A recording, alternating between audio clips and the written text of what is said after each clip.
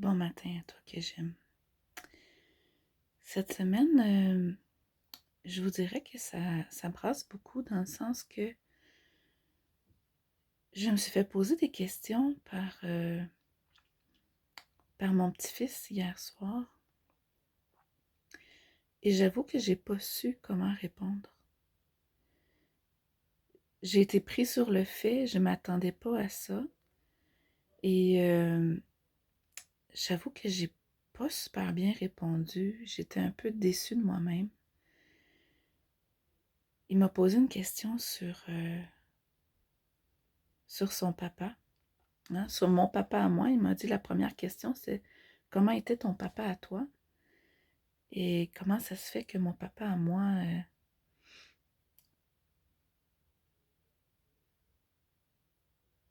et j'ai pas su comment répondre.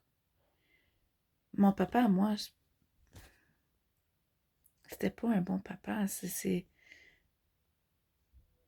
Quand j'étais petite, que je regardais les papas de mes amis et que je comparais ce que moi j'avais, c'était pas du tout pareil, là. J'avais pas un papa qui était impliqué auprès de moi. J'avais pas. Ce que j'avais, c'était rien. Euh, et quand je pensais à le papa de mon petit-fils qui est absent, qui combat ses propres démons, puis qui est complètement absent de la vie de mon petit-fils, je me disais, ben merci Seigneur, Pierre est là. C'est pas son vrai papa, mais c'est son papa dans son cœur, pleinement dans son âme. Je pense même que je sais, je crois que c'était le plan de Dieu que notre petit-fils habite avec nous pour le restant de sa vie. Il est dans nos cœurs, il est profondément dans nos âmes, il est ancré dans nos racines. C'est, c'est notre fils. Mais pourquoi est-ce que des gens qui ont des enfants n'arrivent pas à s'en occuper? Sur le coup, j'ai pas su quoi répondre. Mais ce matin, en reprenant le temps d'y réfléchir et tout ça, je me disais, en fait, oui, je sais.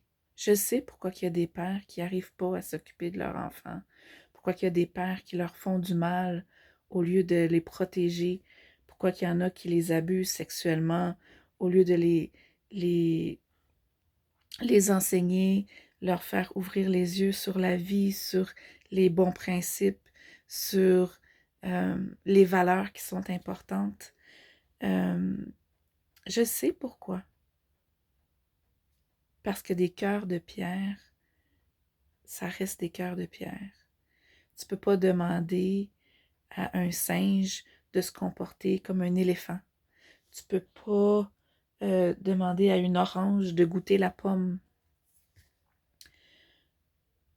Un cœur de pierre, un cœur qui est endurci, un cœur qui veut pas s'humilier devant Dieu, venir, ça fait mal en dedans. La personne souffre et quand la personne souffre, elle fait souffrir aussi les autres. C'est pas tout le monde.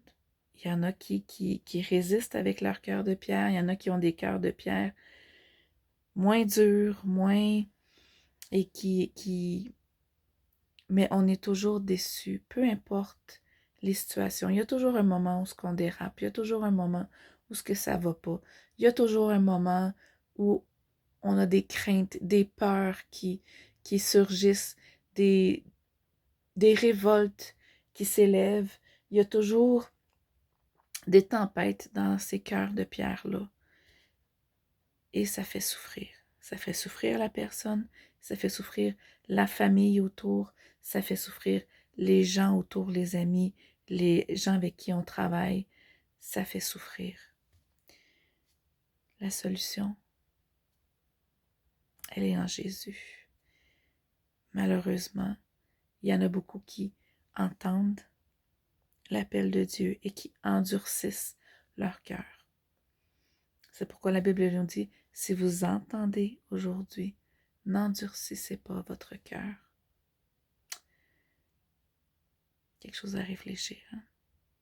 On parle cette semaine à l'église pas cette semaine, pour l'année, on parle du thème de la famille équilibrée.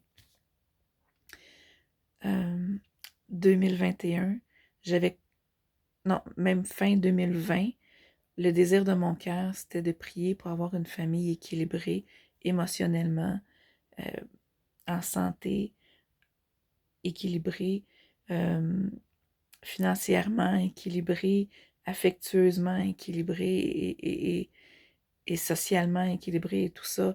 C'était le désir de mon cœur pour 2021, une famille équilibrée. Et cette année, le thème de l'Église évangélique Parole du Christ, une famille équilibrée.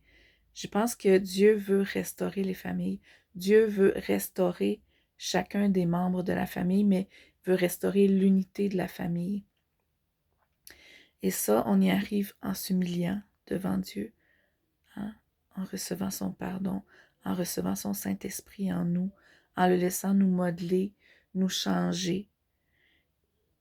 Mais ça se fait surtout avec de l'amour, avec de la patience, avec du pardon. Et ça se fait pas tout seul. Il faut travailler en nous. Il faut laisser Dieu travailler en nous. Et il faut laisser les autres aussi nous toucher. Il faut laisser l'histoire des autres. Il faut écouter ce que vivent les autres et laisser leur histoire nous toucher. Et je pense qu'à travers ça, il y a beaucoup d'amour qui va couler. Il y a un réveil qui va venir parce que se rendre compte que les autres ont autant besoin de nous que nous-mêmes. Ils ont besoin qu'on s'investisse auprès d'eux. Ils ont besoin qu'on les regarde, qu'on les écoute, qu'on les aime, puis qu'on les guide aussi. Sans les forcer. Dieu ne force personne. Sans les forcer, mais avec beaucoup d'amour, beaucoup d'affection. Et avec l'Esprit de Dieu. Non par puissance ni par force, mais par l'Esprit du Seigneur. Et c'est même un chant, un des chants qui m'a beaucoup touchée dès le début de ma foi chrétienne. Ni par puissance, ni par force, mais par l'Esprit du Seigneur. Et c'est vraiment un chant où on laisse tomber les faux semblants, on laisse tomber nos masques, on laisse tomber tout ce qu'on est. C'est par l'Esprit du Seigneur qu'on peut arriver à surmonter des familles, à surmonter les blessures que nos pères, nos mères, nos frères, nos sœurs, que les gens autour de nous ont pu faire dans notre jeunesse ou dans notre passé. C'est par l'Esprit du Seigneur, par cet amour, ce pardon qu'il y a dans l'effusion du Saint-Esprit, qu'on peut réussir à passer au travers et à être encore plus fort de ces épreuves-là. C'est avec l'Esprit du Seigneur. On en revient toujours à la même chose. On a besoin de l'effusion du Saint-Esprit dans nos vies. On a besoin de croire que Dieu est là, qu'il existe, qu'il nous entoure de ses bras, qu'il nous couvre de ses ailes, qu'il nous protège, qu'il est notre abri sûr. Et quand on croit, c'est fait.